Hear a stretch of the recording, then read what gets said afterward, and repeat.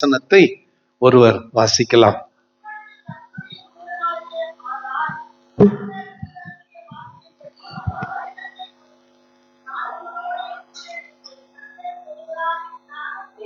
பதிமூன்றாம் வசனம் ஆங்கிலத்துல.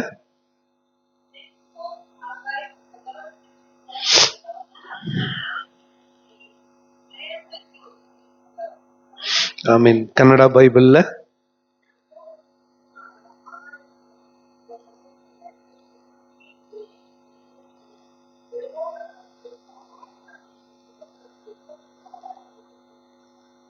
பதிமூணாம் வசனம் எல்லாம் சேர்ந்து வாசிக்கலாம்.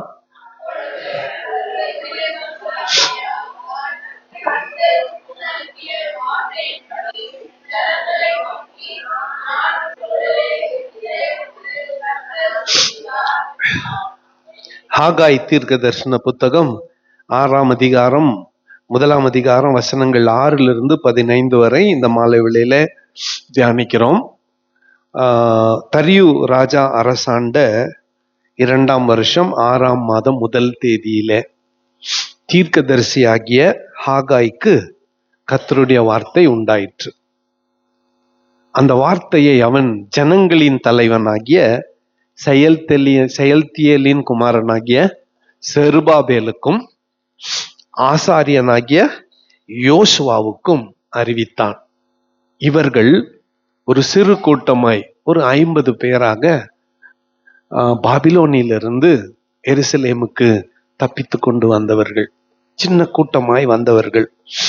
இந்த ஆகாய் உள்ளிட்ட செருபாபேல் மற்றும் இந்த யோசுவா எல்லாம் பாபிலோனிலே பிறந்த வாலிபர்கள். இப்போ இந்த Haggai தீர்க்கதரிசிக்கு prophet of the temple, தேவாலயத்தின் தீர்க்கதரிசி என்று கூட பெயர்.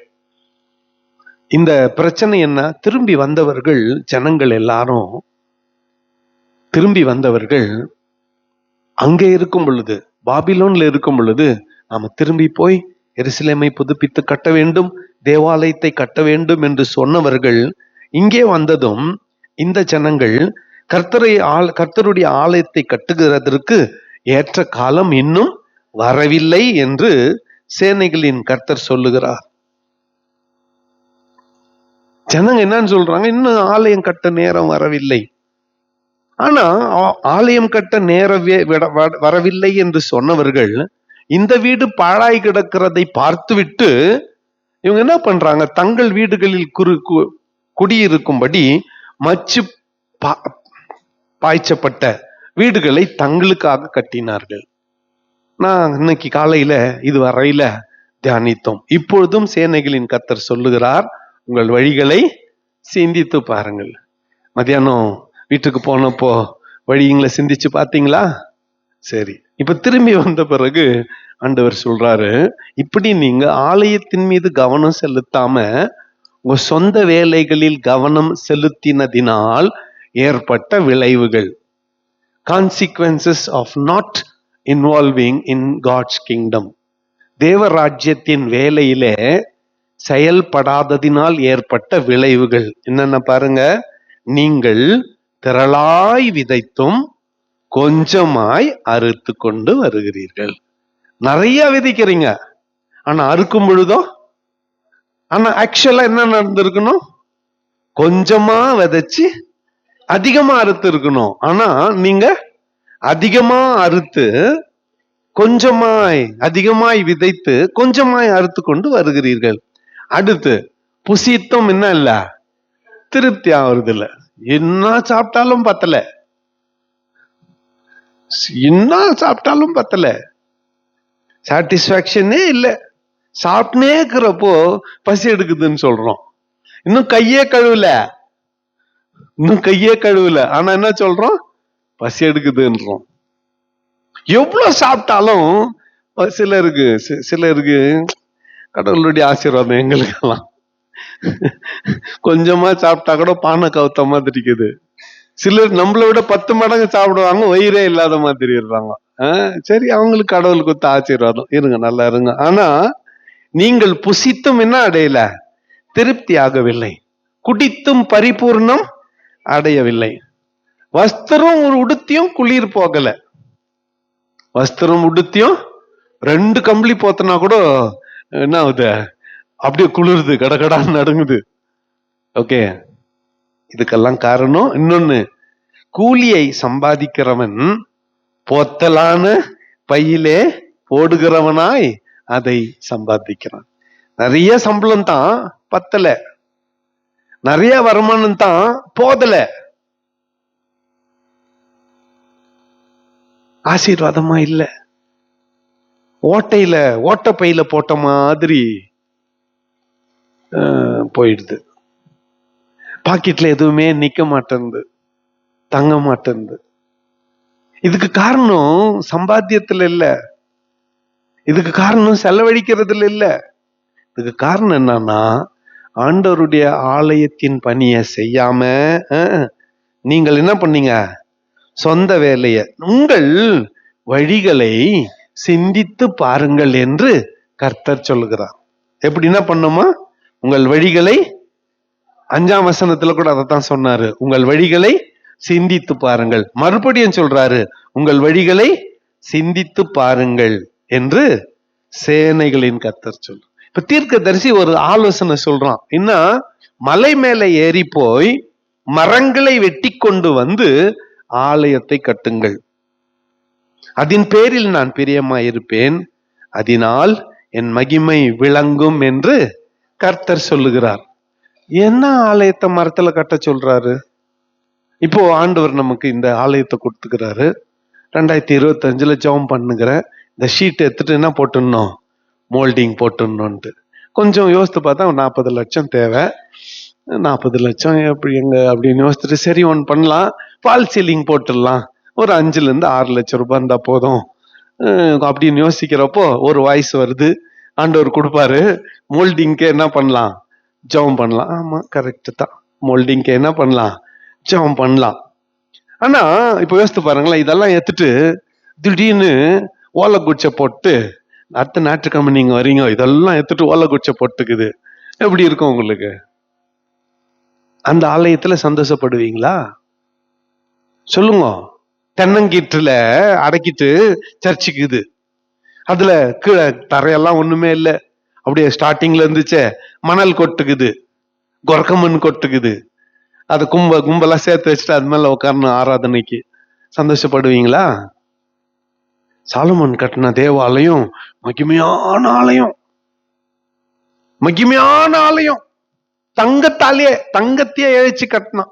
ஒரு தூண் இருந்தா அந்த தூணை தங்க தகட்டால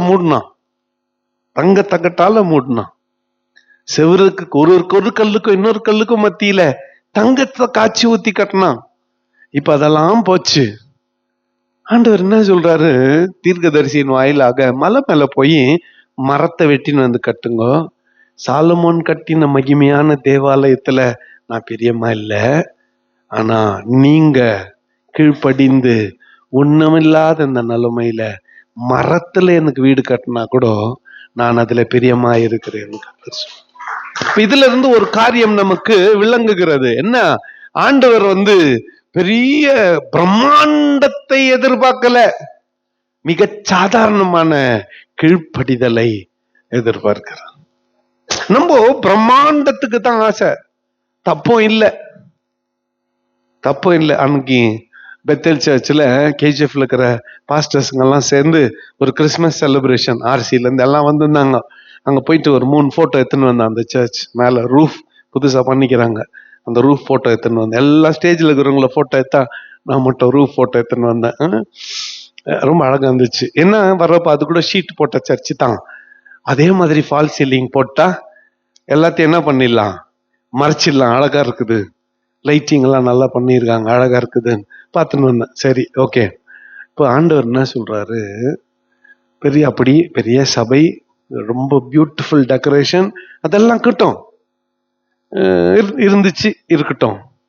ஆனா உன்னிடத்துல நான் எதிர்பார்க்கிறது, மலை மேல ஏறி போய் மரத்தை வெட்டின்னு வந்து ஆண்டவருக்கு ஃபர்ஸ்ட் என்னத்தை கட்டுவேன், ஆலயத்தை கட்டுவேன் என்று நீ சொன்னா கர்த்தர் அதிலே பிரியமா இருக்கிறார்.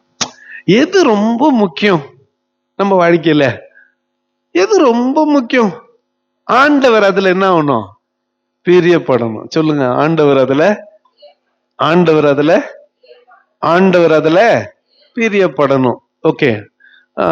ஒரு நேத்து முந்தின நாள் ராத்திரி அந்த காலேஜுக்கு போய் புது பில்டிங் அங்க நடந்துக்கிற வேலையெல்லாம் பார்த்துட்டு ராத்திரி 11 மணிக்கு வீட்டுக்கு வந்தோம். வீட்டுக்கு வந்து படுத்தோம். தரையில இந்த மாதிரி ஒரு மேட்டு, 2 தலைக்காணி, எல்லாருக்கும் பிரியா கொத்த கம்பிளி. அதை போத்தின்னு படுக்கிறப்ப யோசித்தேன், ஆண்டவரே இவ்வளோ அழகான பில்டிங்கை கட்ட வச்சிங்க, என்ன எத்தனை வந்தீங்க? புரியுதா? எங்க படுக்க வச்சிங்க? தரையில. ஆண்டவர் பேசுறாரு, இந்த தரை பத்தியே இவ்வளவு நீ பேசுறிய, நார்த் ட்ரையாங்கிள் நம்பர் 17 மறந்துட்டியான்னு கேட்டார். ஐயோ தப்பு ஆண்டவரே, ராத்திரி 1 மணி. ஆண்டவரே என்ன மன்னிச்சிடப்பா, சோத்திரம் உமக்கு. அதை நான் ஒரு நாள் என்ன பண்ண மாட்டேன், மறக்க மாட்டேன், அதை மறக்க மாட்டேன். நல்லா கேளுங்க, ஆண்டவர் எதுல பிரியப்படுறார்? உன்னுடைய கீழ்ப்படிதலில். பிரம்மாண்டத்தை ஆண்டவர் கொடுத்த சந்தோஷம் அனுபவிங்க, நான் வேணான்னு சொல்ல. இப்ப இருக்கிற ஷீட் வீடு எடுத்துட்டு மோல்டிங் போட ஆண்டவருக்கு கிருபை செஞ்சா போடுங்க. இப்ப தர இருக்குது, கிரானைட்ஸ் போடுங்க, மார்பிள்ஸ் போட ஆண்டவர் வாய்ப்பு கொடுத்தா போடுங்க, நல்லா லைட் டெக்கரேஷன் பண்ணுங்க, நான் வேணான்னு சொல்ல. ஆனா ஒண்ணு ஞாபகத்துல வச்சுக்கோங்க, கர்த்தருக்கு பிரியமானதை செஞ்சாதான் நமக்கு என்ன ஆசீர்வாதம். இதெல்லாம் கர்த்தர் கொடுக்கறது. ஆண்டவர் என்ன எப்பவுமே கோணி பையிலே உட்கார சொன்னாரா? ஆண்டவர் ஏத்துக்கணும்னு பழைய காலத்துல ஏழை ஊழியக்காரன், எப்படி பாஸ்டர் பத்தினா சொல்றது உலகம், ஏழை ஊழியக்காரன். மனசாச்சு தொட்டு சொல்லணும், எந்த ஊழியக்காரன் ஏழையாக்காரன்? யாரு ஆண்டவருக்கு முன்பதாக நேர்மையா உண்மையாக்குறாங்களோ அவங்க யாரும் ஏழையா இருக்க மாட்டாங்க. ஃப்ராடு பண்றவங்க தான் மாட்டிக்கின்னு ஏழையா இருப்பாங்க. நான் அதான் நல்லா எத்து கொடுக்குற அதான் நீ பண்ணலாம். ஓகே, ஆண்டவருக்கு பிரியமானது எது? எனக்கு எது ரொம்ப முக்கியம்? What is the most important thing in my life? என் வாழ்க்கையில எது முக்கியம்? மரத்தை கூட வெட்டின்னு வந்து ஆண்டவருக்கு என்ன கட்டணும்? ஆலயத்தை கட்டணும். மரத்தை கூட வெட்டின்னு வந்து அதுல ஆண்டவருக்கு ஆலயத்தை கட்டுனா என்ன பண்றார் ஆண்டவர்? நான் பிரியமாயிருப்பேன், அதனால் என் மகிமை விளங்கும் என்று கர்த்தர் சொல்லுகிறார். அடுத்து பாருங்க, அதிகமாய் வருமென்று நீங்கள் எதிர்பார்த்திருந்தும் இதோ கொஞ்சம் கிடைத்தது. நீங்கள் அறுத்து வீட்டுக்கு கொண்டு வந்தும் நான் அதை ஊதி போடுகிறேன். எது நிமித்தம் என்றால், என் வீடு பாழாய் கிடக்கும் போது நீங்கள் எல்லாரும் அவனவன் தன் வீட்டிற்கு ஓடி போகிறீர்களே, இது நிமித்தமே என்று சேனைகளின் கர்த்தர் சொல்லார். கொஞ்சம் மாத்தட்டுமா? சனிக்கிழமை பைபிள் ஸ்டடி இருக்கிறது, சனிக்கிழமை கொயர் பிராக்டிஸ் இருக்குதுன்னு எத்தனை முறை நான் சொன்னாலும் வரமாட்டேன்னு ஓடிடுறீங்களே. உங்க வீட்டுல அரிசி இல்லாத போயிட்டு 25ஆம் தேதி, எண்ணெய் இல்லாத போயிட்டு 28ஆம் தேதி, நான் தான் ஊதி போட்டுறேன் அப்படின்னு கர்த்தர் சொல்றார். அப்ப ரொம்ப சிம்பிள். இனிமேல் எப்பொழுதெல்லாம் ஆலயம் திறந்திருக்கிறதோ அப்பெல்லாம் உங்களுடைய சமூகத்துல காணப்படுவேன். அப்போ பறந்து போன அரிசி திரும்பி வந்து எங்க சேர்ந்துக்கும்? நம்பலையா நீங்க? ஆமா, ஒரு மூட்டை அரிசி வாங்கின்னு வந்தேன். திட்டுறாங்கோ, என்னத்துக்கு? செலுவே ஆக மாட்டேங்குது. என்னது? என்னம்மா நான் சொல்றது புரியல? அரிசி என்ன ஆகலையா? வழக்கம் என்னத்துக்கு திட்டணும்? காலி ஆயிடுச்சுன்னு திட்டணும். நம்ம திட்டு வாங்கினுக்கிறோம். எதுக்கு? இது காலி ஆக மாட்டேங்குது. ஆசீர்வாதம் என்ன? ஒரு 10 இன்ச்சு பைப்புல அப்படியே ஊற்றப்படுறது தான் ஆசீர்வாதமா? சொட்டு தண்ணியா கூட இருக்கட்டும், ராத்திரி எல்லாம் ஊத்தின்னு இருந்தா சொட்டு தண்ணி ஊத்தினா கூட அண்டா ரொம்பிடும். சோ இன்புட்டுக்கு முக்கியம் இல்ல, இன்புட் முக்கியம் இல்ல. ஓட்டை இல்லாத பாத்திரமாய் நம்முடைய குடும்பம் இருக்க வேண்டும். அதுக்கு கர்த்தர் என் வழிகளை நோக்கி பாருங்கள் என்று கர்த்தர் சொல்லுகிறார். ஏன் நீங்க அறுத்துன்னு வர்றீங்க, நான் அதை ஊதி போடுகிறேன். ஆதலால் உங்கள் மேல் இருக்கிற வானம் பனியை பெய்யாமலும் பூமி பலனை கொடாமலும் போயிற்று. நான் நிலத்தின் மேலும் மலைகளின் மேலும் தானியத்தின் மேலும் புது திராட்சரசத்தின் மேலும் எண்ணெயின் மேலும் பூமியில் விளைகிற எல்லாவற்றின் மேலும் மனுஷரின் மேலும் மிருகங்களின் மேலும் கைப்பாடு அனத்தின் மேலும் வறட்சியை வருவித்தேன். ஒரு அலையிலே சொல்லுங்க, யாரு? நான் வறட்சியை வருவித்தேன். ஆண்டவர் சொன்னார். இந்த வார்த்தையை கேட்டதும் ஒரு ஒரு சீன் இது. ஃபர்ஸ்ட் பிரதான ஆசாரியன் யோசுவா உடனே ஒரு போன் அடிச்சான். யாருக்கு? செயல்தியலின் குமாரனாகிய செருபாபேல். வா வா வா, நம்ம 2 பேரும் யார போய் மீட் பண்ணலாம்? தீர்க்கதரிசிய போய் மீட் பண்ணலாம். போனாங்க. இந்த 3 பேரும் சேர்ந்து ஆலோசனை பண்ணாங்க. என்ன ஆலோசனை பண்ணாங்க? செயல் 12ஆம் வசனம். அப்பொழுது செயல்தியலின் குமாரனாகிய செருபாபேலும்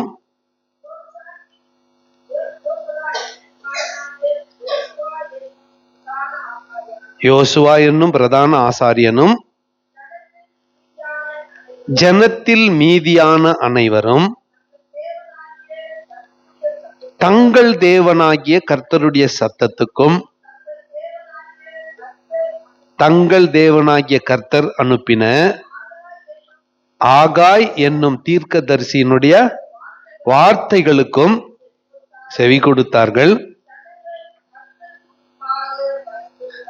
ஆமீன். இத்த மட்டும் எல்லாம் சேர்ந்து சொல்லுங்க. ஜனங்கள் கர்த்தருக்கு முன்பாக பயந்திருந்தார்கள். நல்லா ஜோரா சொல்லுங்க. ஓகே, இப்போ 13ஆம் வசனம் எல்லாம் சேர்ந்து வாசிக்கலாம்.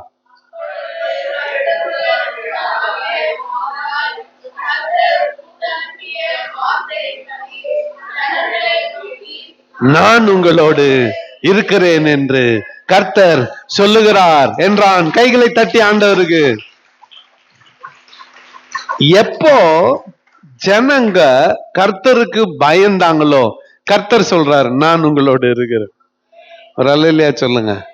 2025க்குள்ள பிரவேசிக்கிறதுக்கு இதெல்லாம் இருந்தா நல்லா இருக்கும்னு யோசிக்கிறீங்களா? இருந்தா சந்தோஷம்தான், இல்லைனாலும் பரவாயில்ல. ஆண்டவருடைய சுண்ட விரலையாவது புடிச்சுக்கின்னு எங்க போய் சேர்ந்துடலாம் சொல்லுங்க?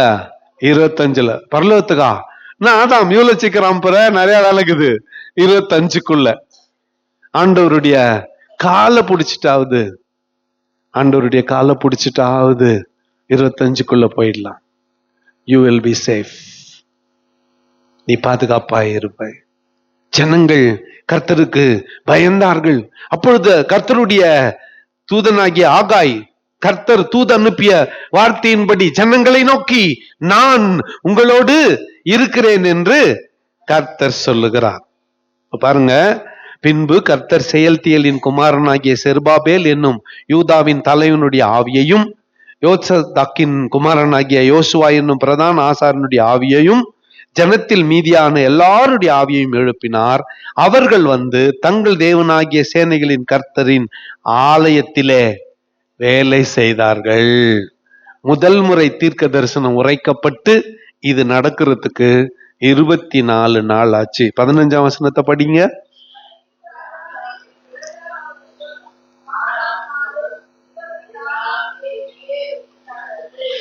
ஆறாம் மாதம் முதல் தேதியில இந்த தீர்க்க தரிசனம் ஆரம்பமாச்சு. இப்ப ஜனங்க தீர்க்கதரிசியின் வார்த்தைக்கு கீழ்ப்படிஞ்சு ஆண்டவருக்கு பயந்ததால நான் உங்களோடு இருக்கிறேன்னு கர்த்தர் சொன்னாரே, அதுக்கு எத்தனை நாள் ஆச்சு? 24 நாள் ஆச்சு. முதலாம் மாதம் 2ஆம் ஆண்டு 6ஆம் மாசம் 24ஆம் தேதியிலே தங்கள் தேவனாகிய சேனைகளுடைய கர்த்தரின் ஆலயத்திலே வேலை செய்தார்கள். இப்போ ஸ்பிரிச்சுவலி, ஆவிக்குரிய ரீதியாக நம்ம தேவனுடைய ராஜ்யத்தை கட்டுகிறவர்களாய் இருக்கிறோம். இன்னைக்கு ஒரு சின்ன சொல்லாடல், வார்த்தை வித்தியாசம் கொஞ்சம் கவனிச்சுக்குங்க. எப்பெல்லாம் ஆலயம்னு சொல்லப்படுதோ அது கட்டடம். எப்பெல்லாம் சபைன்னு சொல்லப்படுகிறதோ அது மனிதர்கள், பரிசுத்தவான்களின் கூடுகை. நிறைய நேரத்துல தமிழ்நாட்டுல ரொம்ப இலக்கணமா படிச்ச பாஸ்டவங்க கூட பிரேயர் ரிக்வெஸ்ட் சொல்லுவாங்க, ஆலயம் கட்டப்பட. என்ன அவங்க சொல்ல வராங்க? அவங்க என்ன சொல்ல வராங்க? பில்டிங் பாதியில நிக்குது, கட்டணும்னு சொல்றாங்க. கரெக்ட். ஆலயம் கட்டிட்டு இருக்குது, பிரதிஷ்டை பண்ணிட்டுக்குது, எல்லாம் ஜனம் வரல. இப்பவும் என்னன்னு சொல்றாங்க? ஆலயம் கட்டப்பட. பெரிய 100 அடிக்கு 500 அடி சர்ச் கட்டிட்டோம். நம்ம 10 பேர் கூட பைபிள் ஸ்டடிக்கு வர்றது இல்ல. என்ன பண்றது? சேருங்களுக்கு பேசின்னு கேட்டா அத்தான் உங்களால விட்டு ஊர் சுத்து போயிட்டேன். யார் நம்ம பேச்சு கேட்கறாங்களோ, நீங்க கேட்கல, நீங்க கேட்கறதுக்கு யாரும் விருப்பப்படல, ஆக என்ன போங்கன்ட்டு யார் கேட்கறாங்களோ போன வருஷம் ஃபுல்லா அங்க போயிட்டேன். இப்ப புரியுதா ஏன் ஓட்டம் பிடிச்சேன் நானுன்ட்டு? 2ஆம் தேதியே 2 இடத்துல மீட்டிங். காலையில சேலம், சாயந்தரத்துல மேட்டூர். 2ஆம் தேதியே 3ஆம் தேதி மீட்டிங் கேன்சல் பண்ணிட்டேன். 13ஆம் தேதி மீட்டிங் கேன்சல் பண்ணிட்டேன். கொஞ்சம் ஸ்லோ டவுன், பிளானிங் நிறைய பண்ணணும். கேஜிஎஃப் சர்ச்சுக்கு நான் கொடுக்கணும். ஆகவே என் கேலண்டர் பார்த்துட்டு சொல்றேன், 3 மீட்டிங் கேன்சல் பண்ணிட்டேன் ஜனவரியில 2 வாரத்திலேயே.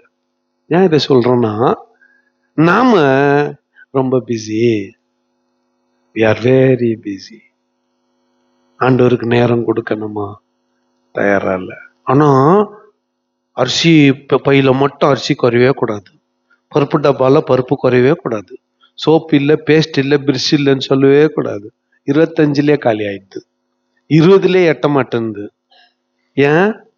ஆலயத்தை தேடல, நீ ஆண்டவரை தேடல.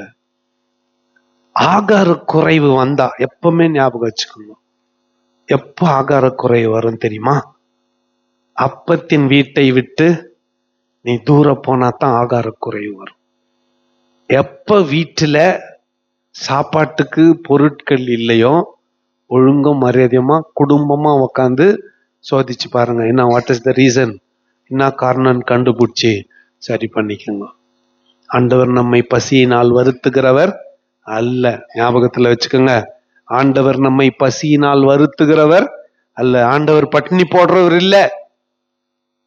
போதும் போதும் என்கின்ற அளவிற்கு நம்மை ஆண்டவர் ஆசீர்வதிக்கிறவர். இப்போ வறுமை வந்துச்சு, இங்க வறட்சி வந்துச்சு. ஏன்?